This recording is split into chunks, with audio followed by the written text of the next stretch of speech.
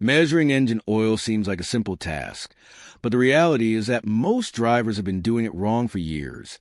Not because they don't know how to use a dipstick, but because no one ever explained when and how it should be done correctly. And that small mistake can cause anything from accelerated wear to serious internal damage.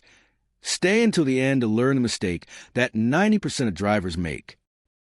The first big problem is when the oil is checked. Many people do it right after turning off the engine, when the oil is still spread throughout the cylinder head, oil passages, and valve train. This makes the dipstick show a lower level than the real one, leading people to think the engine needs more oil when it actually doesn't. But the opposite extreme isn't always correct either, because checking it completely cold, after hours or days without use, can give inaccurate readings in many modern engines designed to be checked after the oil has circulated. That's why, in most vehicles, the correct way to measure oil is to drive for 5 to 10 minutes, turn the engine off, and wait another 5 to 10 minutes before pulling out the dipstick. That time allows the oil to drain back into the oil pan and stabilize, giving a much more accurate reading.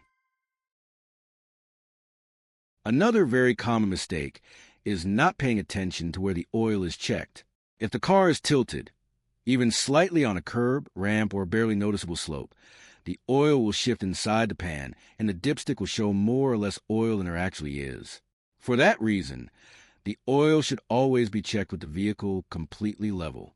Now comes one of the most frequent and least known mistakes, believing the first reading is a correct one, when it isn't. The dipstick is usually stained by internal oil splashes. The correct procedure is always to pull the dipstick out, clean it completely, insert it all the way back in, and only then pull it out again. That second reading is the only one that truly matters. It's also important to understand that the minimum and maximum marks do not mean an empty engine and a full engine.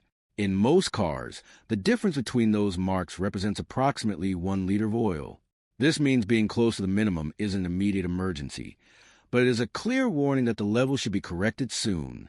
And here comes another dangerous mistake many people make thinking they're protecting the engine: overfilling the oil. Too much oil can cause foaming, increase internal pressure, seal leaks, contamination of the intake system, and even damage to the catalytic converter, making the cure worse than the problem.